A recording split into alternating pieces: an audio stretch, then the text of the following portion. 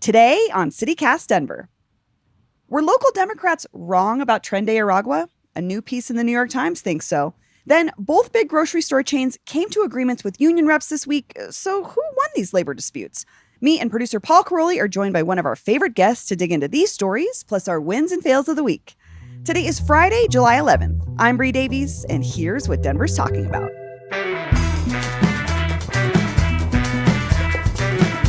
Welcome to CityCast Denver, the show about the city where our museum that houses dinosaur fossils just found dinosaur fossils under their own property. That's not the most exciting part, though, Paul. I feel like, what was the other part of this story? Do you remember that was interesting? I mean, I got my own. You saw this. I didn't notice this. Well, you're the energy guy. They found it because they were exploring the idea of geothermal energy as an option for the Denver Museum of Nature and Science, right? Yeah. Which is wild. What do you think about that? I think there's a lot of places that are doing that. I know the National Western Center doing it. I know there's, I think DCPA might have been talking about this at one point. Our friend Sam Brasch at CPR is always reporting on this kind of thing. People trying to find energy. What I thought was interesting about this was how suspicious it is. What do you mean? I got my conspiracy hat on immediately. Oh, no. The Dinosaur Museum coincidentally finds a dinosaur fossil underneath their parking lot. And a crazy coincidence. Interesting. Wonder where and there just happens to be a fossil missing from the museum. Oh, interesting. The place Headline that has an news. area within the museum where you can watch folks clean off dinosaur fossils. If you go through a prehistoric journey, there's now like I think a whole I need section. to go. Have you not been? I've never been. What? I know. Oh, I'm missing God. out. It's one of my favorite places in the whole city. If you are here for a Friday night before you leave, they do it like after hours. That's the time to go. No I school love children. that. Oh, amazing. It's more chill. You can drink and walk around. This is ideal. This is my commercial for them that they are not paying us for. But, well, it's Friday. Well, can I before we move on from dinos, sure, since dinos have come up, I want to give a plug to the podcast that I've been doing with my friend JD on the side. We've been doing a Jurassic Park rewatch, and we just watched the new movie. I know a lot of people are seeing it. Shockingly, it's doing great box office numbers. We watched it opening night, did a little pod for it. What's the pod called? It's called Hold On to Your Butts. Okay. Oh, my God. Which, if you've seen the first movie, you know. I'm going to say something controversial and Please. admit that I've Yes. never seen any of the Jurassic Park films. Wow. Well, now you have a scandalized. guidebook. Now I do. in Now I'm Paul's actually just going to podcast. play Paul's podcast while I watch it. I mean, some of them are good. They're very similar. I'll text you like live updates Please about do. what I think. I would love to hear your live updates. Oh my God. What's the newest one called? It's called Jurassic World Rebirth. Isn't AKA Scarlett Johansson in JB7. that one? She is. Yeah, because She in is. in Mexico City, there were advertisements for it everywhere last month. I'm talking everywhere, to the point that my travel companion was like, "What is with this?" And I was like, "I don't know. Maybe they have like a big market in Mexico City." Maybe. I don't know. All I know is somehow, for some reason, got to send a group of highly trained somebodies back to this tropical island. Go get it So mixed up with run it all back. these dinos. Same crap again.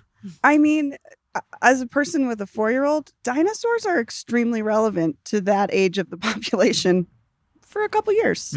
They're really intensely into it. So. Has he seen it? He hasn't. We should show it to him. Anyway, we're not here to talk about movies. We're here to talk about the news. You've heard his voice. Sorry, it's Friday. I should say that again. I'm Bree Davies. Welcome to Friday. Welcome to This Is How We Do Fridays. You've already heard his voice. Our producer, Paul Karolyi's here. Hi, Paul. Hi, everyone. And you've heard her voice. This is bittersweet for us because she has been a guest we love so much, but she is headed on a new assignment in a new city. Former Denver Post reporter Megan Ulu-lani Boyanton, welcome back. Thanks, guys, for having me. You're heading to Seattle. I am. Are you excited? I mean, you have to be excited. So excited. This has been my first week at the Seattle Times as a business reporter. You're already there. So You're already technically working? I'm already there. Oh my I'm already gosh. writing stories. Awesome. So last month marked the end of my 3.5 years at the Denver Post. And Congratulations. thank you. Yeah, I feel like it was a wild ride. Lots of covering immigration, covering Denver neighborhoods, covering business, covering nude campgrounds and nude bathhouses. That was a fun story. I remember that one. That is still probably, I mean, in the Post let me fly to Guatemala and Colombia to cover stories, but I still think the nude campground story was probably Who's your favorite? Probably the craziest, probably the wildest one I've ever done. It's going to be the one when people are like, when you were reporting in Colorado, what were you reporting on? And you were like, here's the story. It was very controversial too. I had a couple emails of people telling me that I needed to go to church. I had somebody sign me up for a church email list, actually, which was really funny. I was like, that is such a passive aggressive thing that is not, I wouldn't say common, but not uncommon for reporters to have happen to them. That made me laugh for days, honestly. Well, we're going to be talking about some of the things that you reported on here, Totally. business and immigration in particular. Well, let's get to our top story, grocery store strikes. So in the last week, the two major chains here, Kroger/King Soopers and Safeway Albertsons, both came to deals with the union here over things that the workers were asking for. I guess I kind of want to break down first what King Soopers workers struck a deal for. Fully funded healthcare benefits such as improved dental, vision, and life insurance, pension benefits, no cuts to retiree healthcare benefits, strong wage increases, though I don't think that those were made clear what the wage increases would actually be. I didn't see them in the agreement. I don't think that they were made clear to anyone. The most interesting thing to me on here was a new test and learn trial to study staffing improvement. Staffing was an issue, I think, across the board for grocery workers, saying our stores are understaffed. Right. I thought this was weird because I, as a consumer, don't need a test. I could tell you, I walk into my grocery store and they need more people. I thought that was really interesting. The Colorado Sun reported on the Safeway union workers also got, quote, strong wage increases. I didn't see any numbers on that. Fully funded healthcare benefits, a longevity bonus for workers with at least 1 year of seniority. And again, not a lot of details there. Paul, do you think the grocery workers got a good deal? I think that it's very hard to tell. I think that in the past 3 years, since we have now covered 2 strikes that these King Soopers workers have gone on, one 3 years ago and then one earlier this year, what I have learned is that the negotiations over these contracts are extraordinarily complex. There are so many points of contention between the union, the UFCW Local 7, led by Kim Cordova, and the company, in this case, King Soopers Kroger, that for anyone in the media, our very understaffed, under-resourced media, our journalists who are trying their best, like these stories don't even scratch the surface of what is at stake. So we hear about the staffing problems and maybe we see them for ourselves, or what we see is understaffing or changes in staffing in the stores. The actual negotiations are over so many more things. So I'm in some of these Facebook groups. I found some Facebook groups of Safeway workers and King Soopers workers that after the last strike, I was just like, I need to know what these people actually are talking about and thinking about. And they let me in these groups for some reason. So I'm watching them chat about these deals. Like the King Soopers deal, the tentative agreement was struck, I think, on July 3rd. That was the date of the MOA, about a week ago, that I saw. And then they're voting on it as we speak. So these workers, there's 10,000 of them. They're working full-time jobs. These are people that, have a lot going on. And this is a very long agreement full of extremely detailed legal language. Right. So I don't even know if they know they got a good deal. I don't think anyone knows if they got a good deal. We're not going to know until another 3 years pass if they do vote on this thing and we see they're going on strike again. Yeah. And then even then you don't know. Because you just hear the union say, oh, these are all these problems. You hear the company say, no, there's no problems. Consumers are like, I'm sick of paying so much for eggs. I don't understand how the line item about health benefits for this classification of worker affects this person. It's just like, it's really hard to know. Yeah. What did you think, Megan, of these two things sort of happening? I mean, we've got 2 major corporations, competitors, also negotiating through the same union, which I thought was interesting. I think that the grocery industry has had a lot of headlines here in Denver in particular over the past 3 years. And I mean, they've been in the media since COVID, really, because I feel like that's really when a spotlight was kind of shown on the grocery industry and particularly their staffing shortages. And I think that those staffing shortages have only continued up to today. It's interesting what you said about consumers and how they're worried about the price of eggs, because that is so true. I think that it's also looking from the consumer perspective. They want to be able to go into the store too. And now that their laundry detergent is behind lock and key, they want to be able to like get out of there and not have to wait 5 minutes to have, an employee To run find up. an Right, employee. exactly, who is running around, doing their job. To have to flag down an employee and have them unlock the laundry detergent on top of, the rising costs of groceries. I think that the consumer experience has also been impacted. So you have that on the consumer end. And then, on the actual labor front, they're contending with staffing shortages. During the COVID pandemic, they were contending with the fact that they were frontline workers who were exposed to the virus. And so I think it makes sense that they're trying to negotiate for better healthcare options on top of better wages. That in journalism, we love a collective action, collective bargaining story. Especially I feel blessed to be in a unionized newsroom for most of my career. But I do think when it comes down to the specifics of what I've read, I agree that I think it's still a little bit too vague to tell like what exactly was what came out Right. of it, or like what the negotiating end really result was. Yeah. exactly. Because it does seem like a lot of the terms were really vague. I didn't see any specific numbers, any like specific like details on like how exactly the healthcare is going to change and improve, on how they're going to resolve the staffing shortages, if they're going to increase by like X amount. But I do know that because of like the merger that was proposed and then ended up ultimately failing. It makes sense that after, now being in the news for the past month with these strikes, that they would probably want to wrap this up, to kind of ease some of that, public attention on the brand. The company sure would. Yeah. Although the timing is interesting about when at least for the King Soopers one, July 3rd, there was a lot of talk in these Facebook groups about how big of a grocery shopping day July 4th is. Oh. And so the fact that the union chose, or I don't know who chose or who felt the pressure that they didn't want to have the strike continue or call a strike on July 4th and deny people or put consumers in a position of making a choice about crossing a picket line on July 4th when all you want is your hot dogs to grill. Like that's where it gets interesting to me, is the politics around that. And we just don't have enough information. And like you said, like there has not been any good reporting since these tentative agreements have been made. There have been people that have pulled out a few specific details, and I think we should talk about staffing. But if I was one of these workers and I want a good deal, I don't know where I would go for good information. Yeah. Because the union's just trying to get this thing through now. And I'm curious, like, I wonder if it's not so much a matter of like good reporting, but if they're just not publicizing like the specific details of the contract. I'm curious. I know the biz desk at the Post has been doing the coverage of these strikes, so I've been reading their coverage. But I'm curious if anybody's been able to actually get their hand on a copy of the contract. Paul did. Paul did through the Facebook. Yeah. Okay, and so it's all through the Facebook group. Yeah, that's amazing. Yeah. And so it's all legalese. I'm a pro. Then? That's why you listen to CityCast Denver. So it's all legalese. Then does it have any like?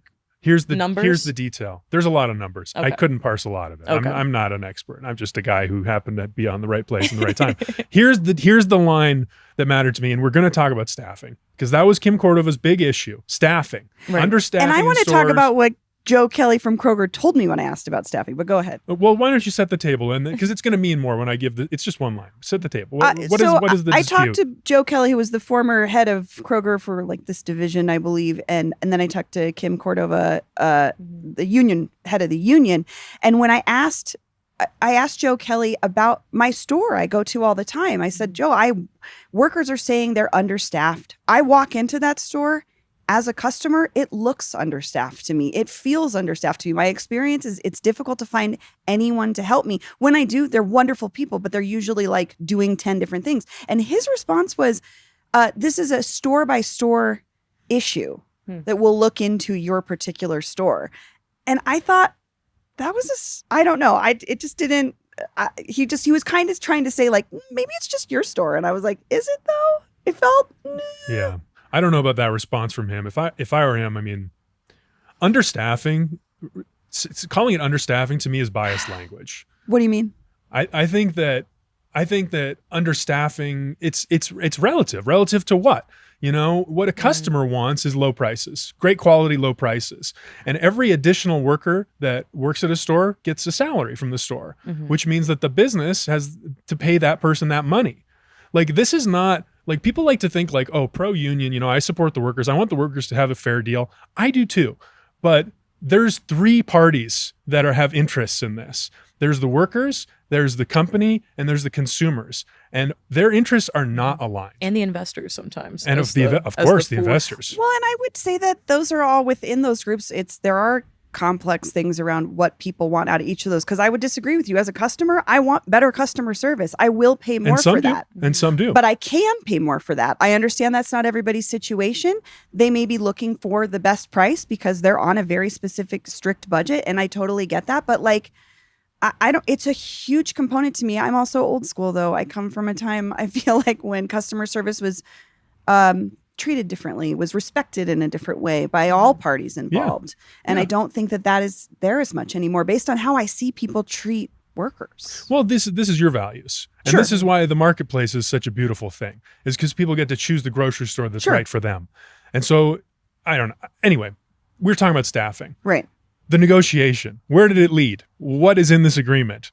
Please let us know. Here is the important line. Strong wage increases, quote, in quotes. Quote. I didn't see any of that. Here's the important line.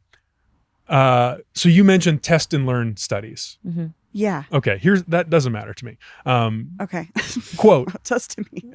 I mean, studies are bullshit. You send it, in Congress, you covered Congress, Megan. What did congressmen do and Congress members do when they couldn't reach an agreement?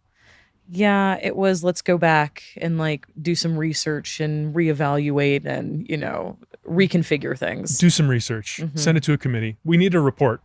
Someone do a report on this. So that's test and learn studies to me.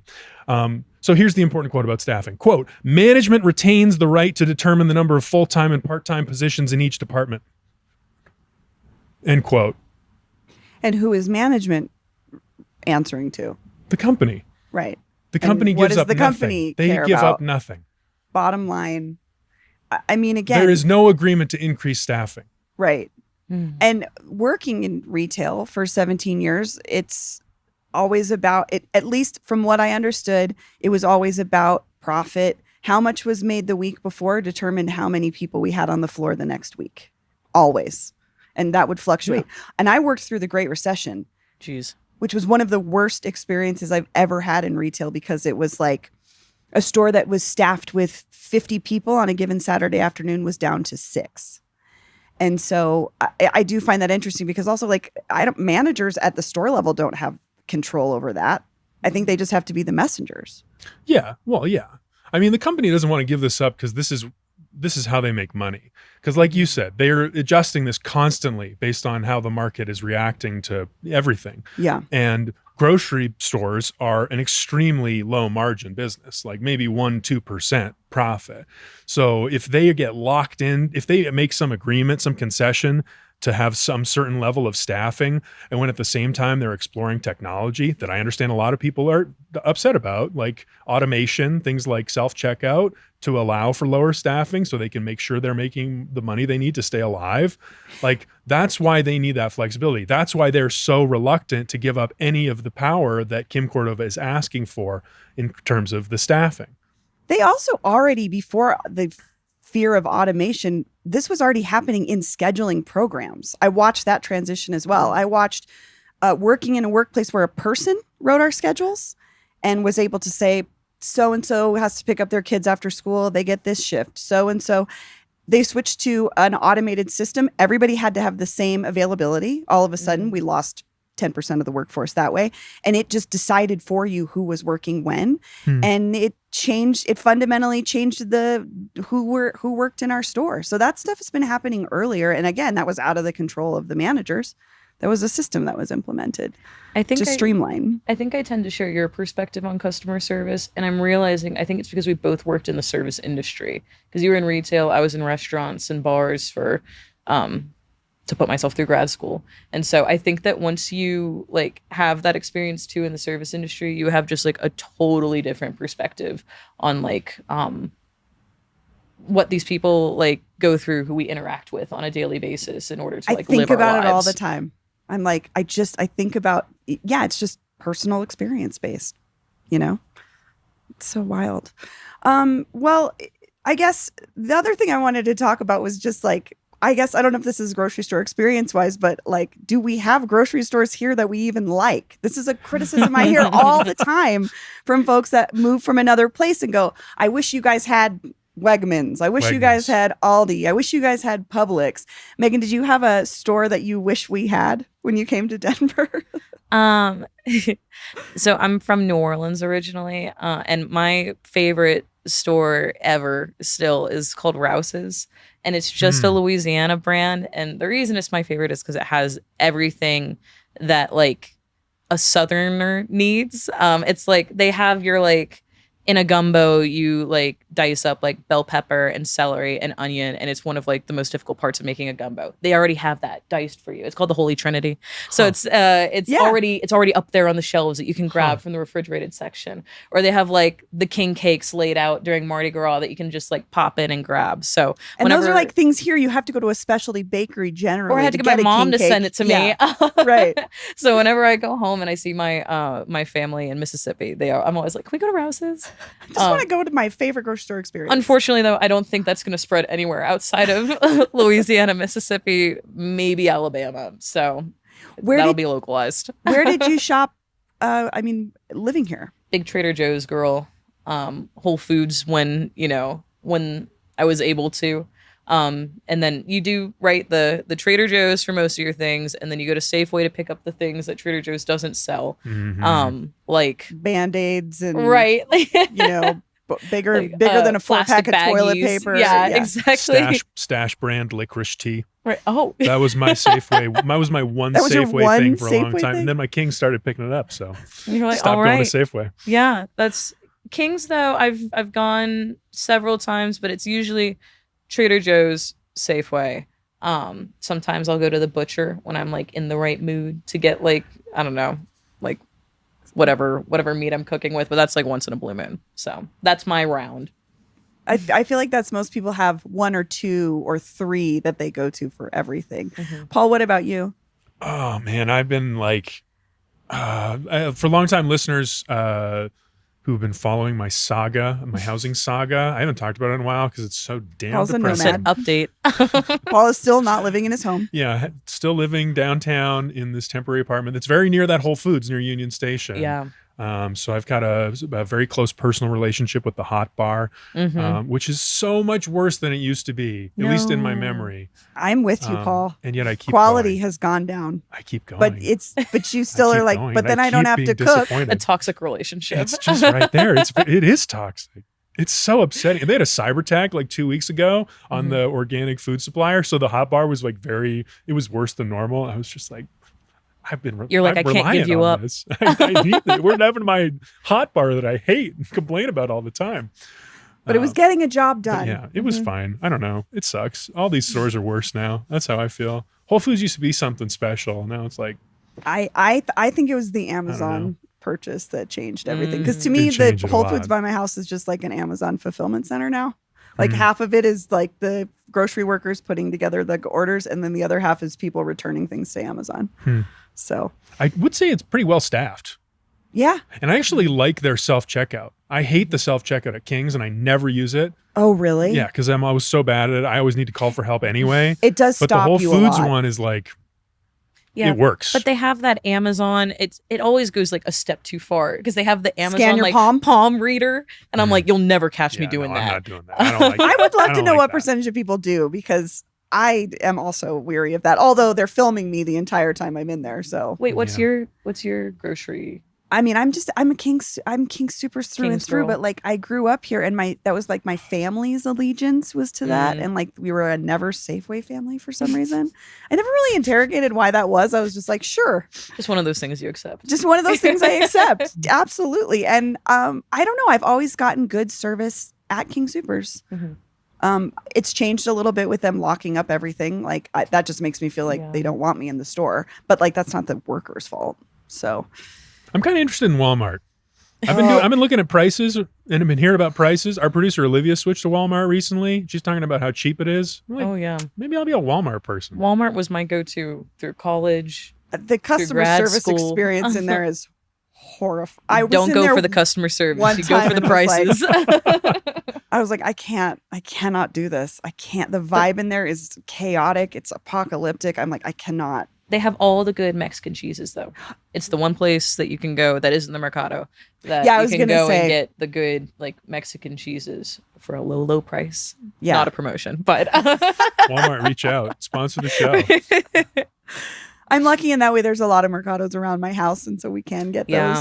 those things specifically. Also, speaking of regional things, when you're talking about things you can only get like at your regional grocery store, I remember living in New York. I was like, there's no selection of tortillas. Like we have like 50 different kinds of tortillas. Like tortillas are bread here basically Yeah. for everything. And I was like surprised, but then I realized like, it's whoever your clientele is. And that just happens to be more something we have here in Colorado. I fear that I might have to bring like a big stack of tortillas up to Seattle and a big bag of maize because my boyfriend's mom got us a plancha because she's from Guadalajara. Nice. And so that was my Christmas gift and I was thrilled about it. But I worry that I won't be able to find, and maybe it'll prove me wrong, but just in case, I think that Mark and I are going to stock up on tortillas and maize here. Because in Seattle, it's like a ton of like Asian supermarkets. Yeah, I was going to say, and there's great food there. Yes. It's just different. My family, which is great for me since I'm Native Hawaiian, but not so great for Mark. But they have a brand up there called Wajimaya, which is like the Asian store that's based, I believe, in Washington. And they're everywhere and it's amazing. So I can get like all the things that I need. And there's a Hawaiian general store that I'm particularly excited to go and shop at. But we have to thought about that because that's Yes. a population represented well in Seattle. Yeah, So you it's will have your food Hawaii, options. and then California has the next amount of Native Hawaiians, and then Washington. So I'm very excited to join my Lahui, my community up there. But yes, to get all of Mark's Mexican needs, we're gonna stock up here and then transport them up to Washington. Yeah, my best friend and my sibling both live in Seattle, and when they come home, it's like I just need a burrito. I need a regular old burrito. Green chili. Burrito. Yeah, it's just different, and that's the first thing they eat. Well, we want to hear from you. I think not only do we want to hear about your grocery store experiences, but like I think we got some insiders probably listening. We probably have some grocery workers listening, and we'd love to hear from you if you have details. If you know more about the agreement, things that the media hasn't either covered or been able to get a hold of, give us a call, 720-500-5418. Let us know what you know. We're going to take a quick break, and when we come back, more news. Well, we're back. The next story, reevaluating the coverage of Tren de Aragua. That was the premise of this recent piece in the New York Times by Colorado author Ted Conover. It's been about a year since the Tren de Aragua conversation began in Colorado. Before we get into this piece, though, Paul, and we'll do a timeline, but can you explain what Tren de where it came from, or because I remember we talked about it very early on, coming out of like this prison. Yeah, well, it's a Venezuelan gang. Some would say, I think officially the United States government calls it a transnational criminal organization. But yeah, it's a gang that started in Venezuela. It was famous because the leaders of the gang were in prison, but then basically took over the prison and were calling the shots of the gang activities from the prison. And then when the Venezuelan army went and retook the prison, they discovered that this gang had built a swimming pool and like a bowling alley and all sorts. I did not know that. Very like kind of like weirdly Scarfacey, glamorous. I knew they were a prison gang. Yeah. Like the Tren de Aragua, but did not know about the pool. It's wild. But yeah, then there was all these stories about how it was coming to Colorado. It was like a year ago now that we heard about a jewelry store heist. Yeah, that the was Denver in Metro. June of last year. 4 men were caught, one of which was allegedly connected to Tren de Aragua. Yeah. There was the gathering of Venezuelan folks in a parking lot in Aurora in July over the potential victory of a new president there. But their deeply unpopular president had claimed victory. And Aurora City Councilwoman Danielle Jurinsky painted a really wild picture of what went down, which I want to talk about a little bit later because that was mentioned in this piece. And then there was this video that went viral of the masked men in an apartment in Aurora. And that's kind of where this story opens up with the New York Times. And then something you covered quite a bit was the apartments, just the apartment situation in Aurora with a lot of these folks. And these alleged takeovers by Tren de Aragua, even though these apartments were being run by slumlords out of Brooklyn. When you started covering immigration, it was after the inauguration, and a lot of this went down in these apartment complexes. What do you think about this story in the New York Times and how Tren de Aragua was portrayed? I do think that local outlets are going to have a different perspective than national outlets do because they're already ingrained in the community. But seeing that the author was from Colorado and has these roots, I thought that, it's an expansive piece. I thought that he did a good job of really laying out the timeline. And it highlighted something that Aurora Mayor Kaufman had said about how, you have one side that's saying that the city is being taken over by gangs. You have another side that's saying that nothing's happening. He was like, I think the truth is somewhere in the middle. And I think as journalists, right, that's also how we tend to see the news. Like the news isn't really in black and white. It's usually in the gray. And I believe that's kind of what happened in this particular situation. Throughout my coverage, we would talk to residents of these apartment buildings who were from Venezuela and usually other Latin American countries. And they were talking about how, there were, there was crime that they were experiencing. Was it to the level, though, of Aurora being taken over or, whole buildings being taken over? Not so much. I think that kind of became sort of a political football, if you will. Yeah. What does taken over mean? Yeah. Like that's actually kind of vague. Yeah. And I like think. the And that in was the one picture, of the things. right? The image it conjures in your mind, it's like that's not what was happening in Aurora. Like dudes with guns patrolling the apartment complex, and a manager of the building is no longer there, kind of thing. Which is a part of the picture that was painted, I feel like, in this piece. And I do think that in those, so these are some of these buildings were owned by CBZ management, which I finished my tenure at the Post last month, but up to my last day on the 18th, I had been doing stories about CBZ and how both Aurora and Denver had, I believe, warrants out for one of the Baumgarten brothers because he didn't show. One of the owners of these buildings, for some of these charges, or for some of these cases, rather, because these apartments, even before, we had the influx of Venezuelan migrants and other Latin American migrants coming to Denver and the Denver area, they've historically had issues in these apartments of inhospitable conditions. And so that's one of the reasons why the cities had to get involved and shut down some of these apartments is because some of them just weren't livable.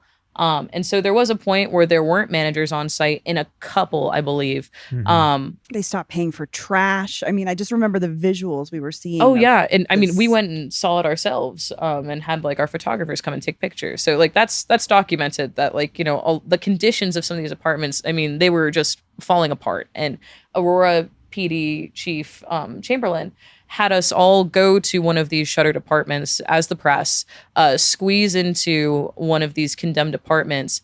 I am telling you, that is one of the most... he made his point about, the conditions of these apartments because there were roaches crawling all over us, crawling all over the walls. And he brought us in there to show us, like, this is what these apartments have been looking like, like separate from the crime issue, like these are conditions that like have been, people were paying to live there. Right. Yeah. Like they weren't squatting. Sure. But I guess that was a point that was interesting. Cindy Romero, the main character from the piece who lived at the edge of Lowry, said that at one point she learned that she had been paying rent, but not very many other people in the building had. Interesting. Paul, you flagged this story. What struck you about the reporting here? I thought it was fascinating to put it all together. To know this was happening in our community, we lived it. We did our best to cover it. And like for them to lay out this arc of how it started with these rumors, this election party that maybe there was violence, maybe there wasn't, and then for that to get sucked up into the presidential campaign and to go huge global Become Operation Aurora. Yeah. I mean, I remember going to that. We saw each other at the Trump rally. That was like, I mean, it's all part of this same thing. And then now Trump used this to win the White House, and he is now put it into practice, and it's come back to our community where there was this beautiful ending scene of the story where he was talking about this local pastor who was holding a service, and then the day he was holding a service, he had to cancel it because there was ICE raids unexpectedly, and he was like, well, now that ICE has said that they're totally open to coming to churches to do raids, I don't know if I can hold my service anymore. And so because I'm putting my congregation in danger by asking them to come to church because it's no longer a sanctuary space. And like, I just don't think like we get this opportunity that often to see such a black and white, like problem, proposed solution, effect. Like the problem of what was happening in these apartments in Aurora to here's Trump politicizing it, talking about a policy proposal, putting it into action, and how different the effect is. Like, I don't know, some 250% increase in immigration arrests, versus what was happening, the actual harm that was happening at the beginning. It was just like, this was fascinating. This is a great case study in American politics to me. I have to say, I read this story and then felt skeptical and read it again and read it again because there was a scene that he painted that we saw all over social media. Daniel Jurinsky's Aurora City Councilwoman's Facebook post about the July 28th gathering in the parking lot after the presidential elections in Venezuela. The way that she had this Facebook post where she said, thousands of these folks took over and completely shut down a part of our city. The police were totally overrun and were forced to get out of the area for their safety. A police car was shot up. And I was like, didn't someone fact check this? And the Aurora Sentinel did. They ran a sort of fact check piece about her post. And this was not mentioned in Ted's story at all. But he did mention that the Aurora Police Department has a report on that incident and has not released the report.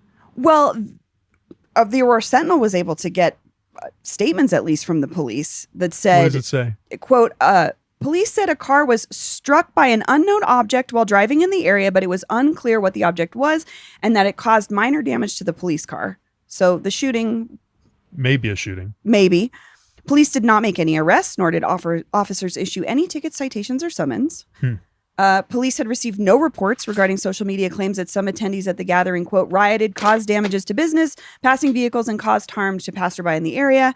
And an Aurora police spokesperson said there, quote, is no evidence to date that the gathering was organized by a criminal organization or that any gang activity occurred related to the gathering. Yeah. If I remember correctly, wasn't that whole gathering tied to like a specific event or something? It was a presidential election. Oh, yeah. But in Venezuela. But the picture that the Aurora council person painted was like this crazy, dangerous riot. They did say people were shooting guns into the air. That's what the police did say. But nobody was hurt. They didn't arrest anybody. There weren't any altercations that they broke up. So I felt like this part was missing from this narrative in the New York Times. It felt a little bit, I don't know. It struck me in a strange way. And I just felt like he should have disputed some of those claims, especially coming from, I feel like the Aurora Sentinel did a really good job. And they have been sort of. I don't know. What you read says there was an unknown object that hit this police car. But it says it caused minor damage to the police car. She said a car got shot up. That feels a little different to me. Yeah. So, I mean, it's not disproving her. It's just saying here's. I just didn't think the picture was painted completely. And I felt like she got a little bit more leeway. She definitely did. It was a friendly piece to her. I thought so. I mean, his premise of like, did Democrats miss the story? Did Democrats get this wrong? It's a provocative question. It is a provocative question. And maybe that's where like, okay, so there was, from this piece, Democratic politicians suggested they were crying wolf. Quote, there is no gang takeover in any part of Aurora, Representative Jason Crow of Colorado posted to X. A representative for Jared Polis said that, quote, purported invasion is largely a feature of Daniel Jurinsky's imagination.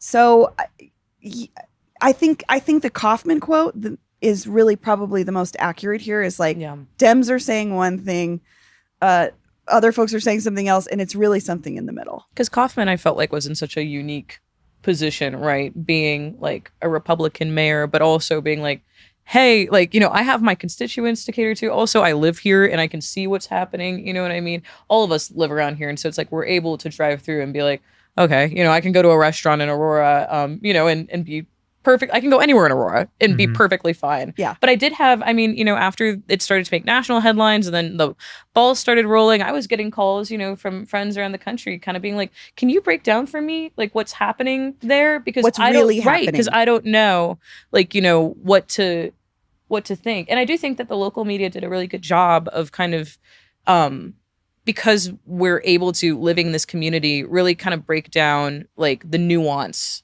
of this situation. I thought that the local media, I do. Local media or like specifically? Because I saw a spectrum of responses. What did you think, Paul? From I thought the local Gazette media was all coverage? over this story every day and definitely emphasizing the gang aspect and the crime aspect.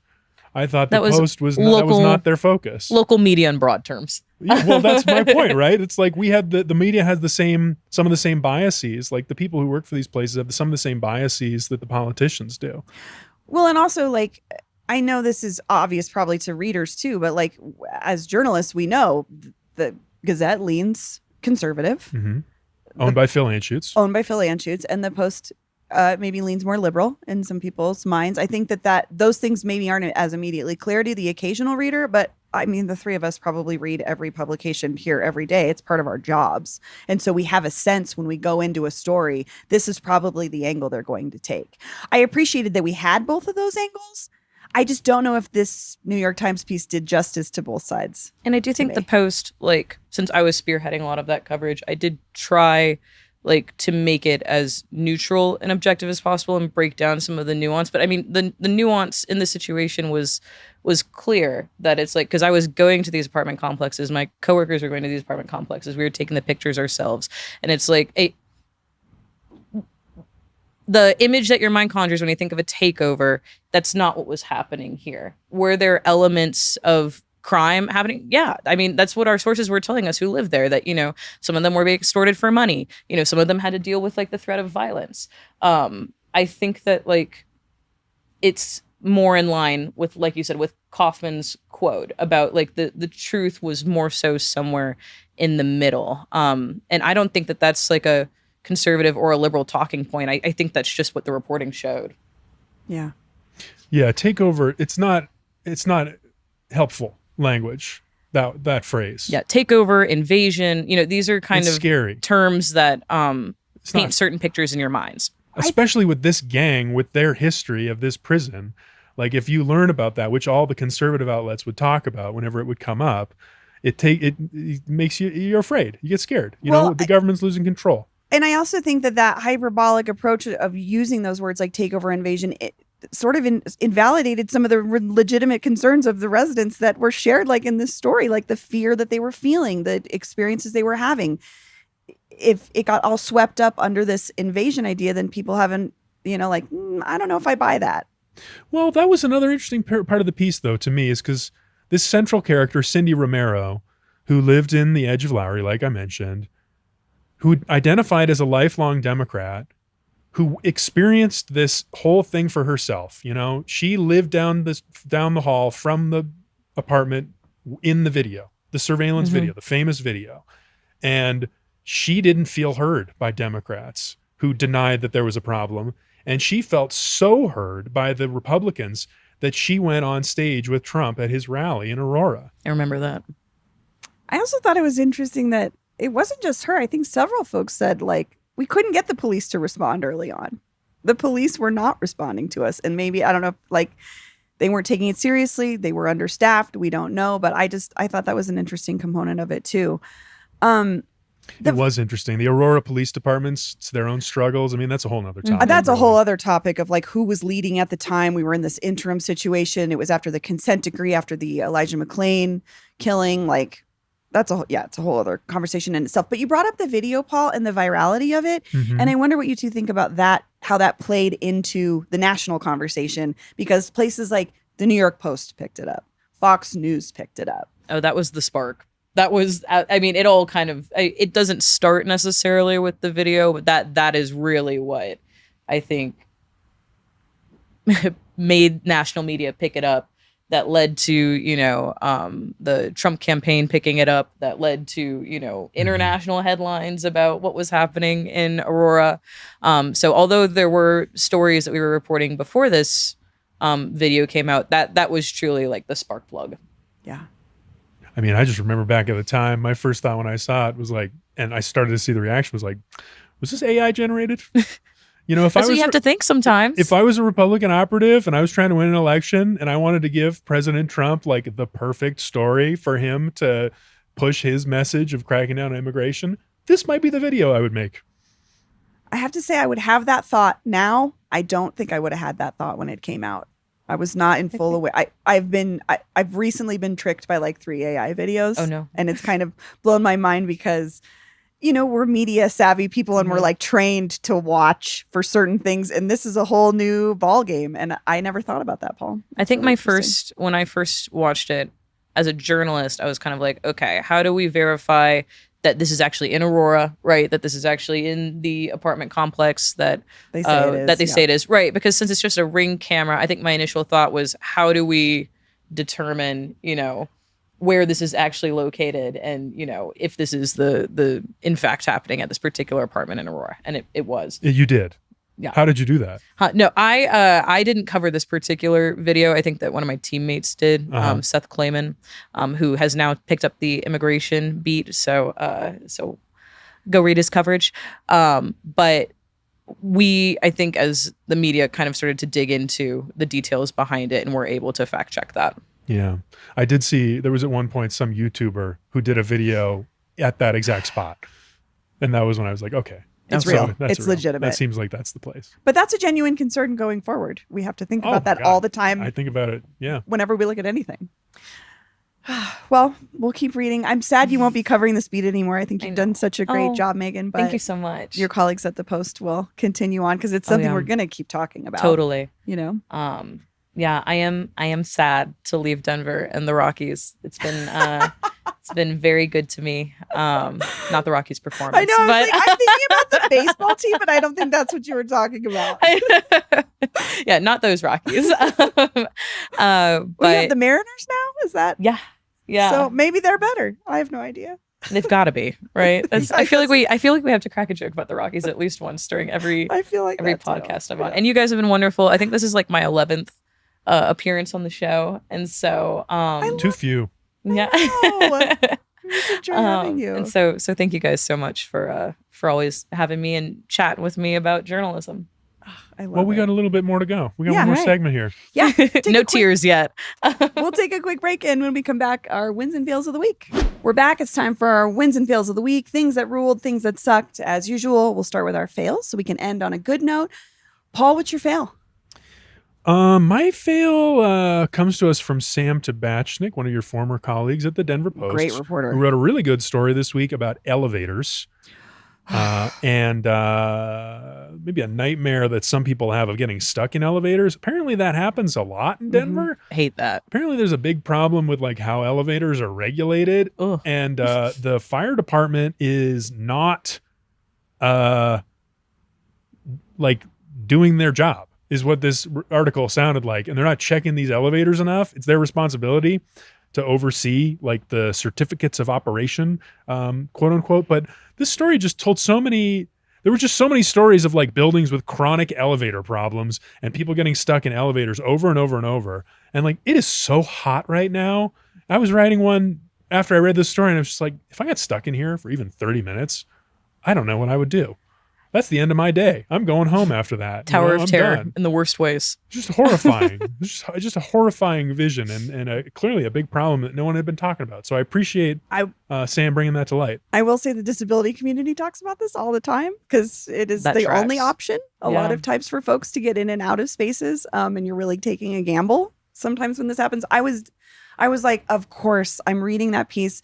And the building they're talking about is the building that my friend Rosie, who uses a wheelchair, got stuck in because the elevator broke.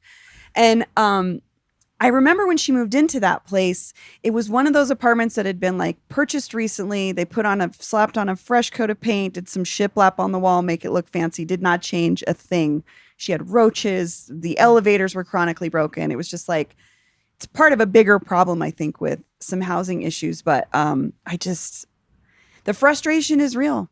I know a lot of folks who are affected by this personally, and it's just scary. Yeah. It is scary. Well, I would recommend if you or a friend are a person with a disability, maybe check out this article. They're the buildings are named. These ones with the chronic problems are named. We'll put and I it think in that the show was notes. the majority of Sam's sources in that story were the elderly and people in the disability community who were impacted because they can't leave. There's no need it. other option. You can't just use the stairs, Yeah. So, Megan, what's your fail? My fail of the week is another post story about an 11-year-old girl falling out of a window she fell from the 7th story to the 2nd story. She's injured, but she's expected to survive. But that's a Denver shelter that the city is running. One of those hotels turned shelters. It used to be a hotel. I guess the situation is that there's sliding doors in each room, and it used to be a balcony, but they took the railing off. And so instead, the sliding doors are supposed to be locked. But I guess during the summer, according to the reporting my colleague did, it gets really hot, and so some people use screwdrivers to kind of open it and let the air out their rooms, and so it seems like there's some push and pull with the city about kind of who's to blame, who's responsible, and so they did say they're going to go in and I guess reinforce these sliding doors, but I think my question when I was reading it was, why is it getting so hot in there in the first place to where people have to open up this insane sliding door that leads out, to nothing. Right, to nothing. That was kind of the question that popped in my mind while I was reading that. I feel like there was a story a couple of weeks ago about a family whose grandmother died in a public housing situation here in Denver because not only was her air conditioning broken, it was going the other way. Yes. And she died from heat. That was another Sam story. Yikes. And it's so terrifying. Ugh. It's like my worst fear as a parent too, thinking about my kid being in a building like that. Worst fear as a person, honestly. Ooh. Bree, how about you? My fail is, it's national, but I think it's personal. The big beautiful bill situation with Medicaid. Again, I have a lot of friends in the disability community. Medicaid is crucial to their lives. What exactly is happening? Well, there's what cuts. Is in there? There's cuts in certain ways that will close rural hospitals, for instance. Will create more paperwork situations for folks to even stay on Medicaid, which if you talk to any person with a disability, paperwork is like a never-ending nightmare for literally everything they do. But just making it more difficult and making it less available to folks. And I wanted to share a personal story that my husband and I were on Medicaid when we were both freelancers, and he's a musician. He's lucky. We're lucky we have insurance now because I have this job, but he got cancer when we were on Medicaid. Wow. And we got incredible care at Denver Health, and he had surgery and survived and is healthy. And I don't know where we would be without Medicaid. And so thinking about that not being an option for folks is really scary. And I don't know. That's amazing for your husband and your family, by the way. Thank you. I just feel so fortunate. And we got such incredible care at Denver Health.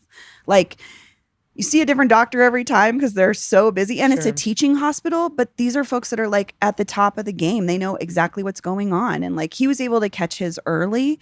But I don't know what we would have done if we didn't have that option. So that's my fail. All right, let's talk about some fun stuff.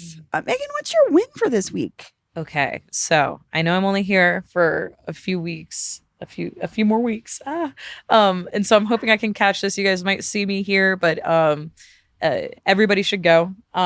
Just just let me get a ticket first. I'm dying. What is it? What Okay, are we talking about? Museum of Contemporary Art, my favorite art museum in the city. Uh-huh. Right now, they actually have, I believe, an exhibit from New Orleans, so I'm excited to see that. But on certain Fridays throughout the summer, they do B-side music Fridays, and that's when they have musicians on the roof.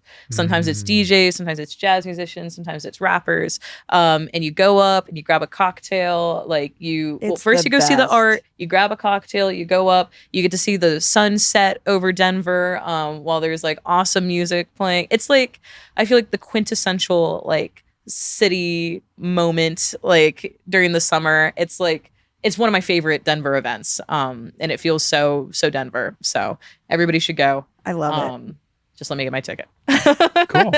I love to, what's cool about that rooftop is like, it's not built to be a stage. And it's one of those spaces where it actually works really well. Even though it's not a stage, they have this sort of platform. Yeah. And it's such a great place to see artists perform. Yep. I produced a whole festival there and it was just like, It's awesome. it's awesome. And it's back. It's back. So. and they have a lineup. It's always a great, diverse lineup of Mhm. different genres, different artists. Good call. Yeah. I kind of forgot about B-sides. I'm so glad you said that. Paul, what's your win? My win, I still have not managed to get into Alma Fondafina. Johnny Curiel, Sure. Chef Johnny Yeah. Curiel, and his wife / business partner, Casey Curiel, who I think might secretly be the most important part of that whole operation. Just been doing some research. I know some husband-wife on the teams. Curiel. Yeah. She had a whole career at the Hillstone family of restaurants, which is like super business. successful. That bougie and- chain. Yeah. Yes. Anyway, that's a story for another day. But they've been opening now. They've opened 4 restaurants. Alma Fondafina got the Michelin star last year. I went to the newest one, managed to get a seat at Alteño in Cherry Creek North, which is in the Clayton Where is it? Hotel Members Club place. Okay. Nice to be back there. The members. Saw some old friends We should from my tour. link to our episode when Paul tried to get into the private club. They would have been It's happy good. to have me. It was good. But this place is great restaurant. Yeah. Add me to the chorus of voices saying this guy's got something figured out right now. I love this, like, it's comfortable but yet refined, and the space is beautiful. It's warm. The staff is great. The food is phenomenal. There's one standout dish. You'll see people talking about it online, but the sweet potato. I The have sweet seen potato. This. He I does. feel like I saw Reddit talking about it. He in some roasts the capacity. sweet potato, and then he puts some salsa matcha on top, Uh-huh. and then it's whipped ricotta on the side, and So it's not just your family's a Thanksgiving sweet potato with the Oh, marshmallows. nice. It's kind of a play on that. Okay. It's kind of it touches on those kind of flavor I heard- profiles. It's good. They don't have dessert, and that's what people recommend to do Oh instead. man, interesting. That would have been good. We didn't do dessert. I think they had dessert option. I don't know. I don't know, but I don't remember. that's how it was positioned, and it sounds delicious. And is Alma Fondafina, that's in Lowhigh, right? Yeah, Is it's that- just a block from yeah. the Little Man Milk Jug. Yes. I go to yoga just across the street at Canopy Yoga. Oh yeah. And every time I'm walking back to my car from yoga, I see so many happy people sitting outside of Alma Fondafina, Hell yeah. having their cocktails, like sitting out on like the patio. And I'm like, that could be me. Why Could isn't be. that me? It could be. Also, It's- it's such a great story for Denver's restaurant scene because I feel like we've just had so much bad news and other chefs talking shit about leaving Denver, and it's really cool to see folks building something new. Yeah, I am curious about how the business is doing, because this is the first place they've opened that's not a chef's counter. Mm. So they're doing a traditional service, and that typically is where the problems come in for the restaurant's business models around the labor costs. Sure. So curious about how that's working. It was slammed when I was in there, and it seemed like they were cooking. But I think the story is this Johnny Curiel and Casey Curiel. They clearly have something figured out. The food is good. I do have a note I have to share for them. I'm sorry to have to do this, but if you say family style, you can't give us a half a sweet potato to Oh, cut up ourselves. Yeah, that's I don't like this. Everybody gets a I nibble. think family Family style is a misnomer. But it's not family style. If it's just you give us a dish and then I have to cut the tostada. Right. You know, every single Oh. dish was like family style, but then I have to be the one that's divvying it Ruining up. it. You know, Like- family style could be a scoop, but it's not Don't give me a tiny little bit that I have to cut up. It does not. No, it's not it. I'm thinking about like you go to the Empress. They have the Lazy Susan in the middle of the table. Everybody gets something, and you can scoop off of it. I know that's a different dining experience, but that's somewhere between those two would be what I would imagine. Because family style has to truly be able to serve a different interpretation of family style. It's just like it wasn't working for me. Don't make me do the work. Don't make me do that. Well, I'll take us out. I want to cry. I'm so happy. My favorite piece of public art in the whole city, the Confluent People mural by Emmanuel Martinez, is being restored. Yay. It looks just beautiful. It's this piece that sort of represents the different types of folks that call Colorado home. He is from the Chicano Civil Rights Movement and the Chicano muralism movement. I love his work so much. And to see that, what's really cool that I didn't think about, but of course, so we have this cool 1% for the Arts program that funds these big projects. A portion of that is set aside every year for fixing things and redoing murals and stuff. So he's been able to repaint this gorgeous mural. And something cool he said was like, when I painted this in 1999, I mean, technology with paint has advanced so much that there's now protective coatings, and like this could last for 50 years now. And something cool he said too is, my piece never gets tagged. And I think, is that true? I wonder. He said, I think it was kind of alluding to the respect that artists have for because he's a very community minded. He brings students in to work with him. He has actually 2 apprentices right now helping him restore this mural. One of them is Diego Flores from Los Mocachetes, who's also an incredible visual artist. He's been working under Emmanuel for quite a while, and like not only just studying his technique and everything, but like learning from him the history and the culture of Chicano muralism here in Denver. And this piece is just such a representation to me of that movement, but also how it he did such a great job of bringing everybody into the picture. Like everybody in Colorado can see themselves in this mural. It's multiple pieces, but it's the one with the faces and the sunglasses. And the sunglasses, and like there's different things reflected in the sunglasses, and different like portrayals of Colorado.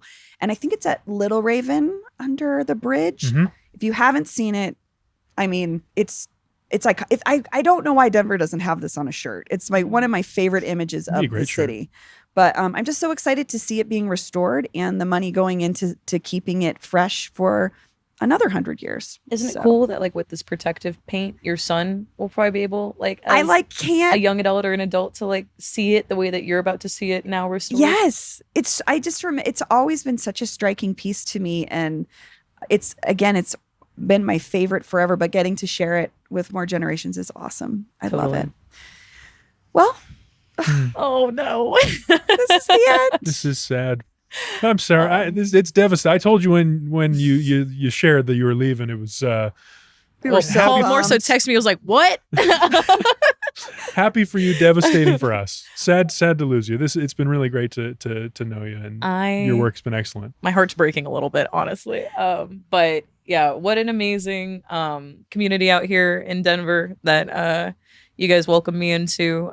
Love this city, love this community, love the journalists here. Lots of good eggs. So good overpriced eggs.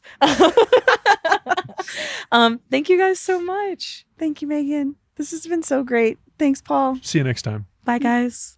That's all for today here on CityCast Denver. Our producers this week were Paul Karolyi, Elizabeth Lizzie Goldsmith, Natalie Rivera, and JD Lopez. Adam Sage edits the video for YouTube. McKenna Harford and Peyton Garcia, yes folks, she's back, write our morning newsletter, Hey Denver. Abby Madigan runs our social media. Jacob and Nick at Dude IDK Studios filmed this very show. I'm Bree Davies, your host. Our music is by Los Mocachetes with additional mixing by Tyler Lindgren. If you haven't already, subscribe wherever you get your podcasts, follow us on Instagram at CityCast Denver, and tell Aurora City Councilwoman Danielle Jurinsky about us next time you see her. You can sign up for our daily newsletter and learn more about us at denver.citycast.fm. See you next week.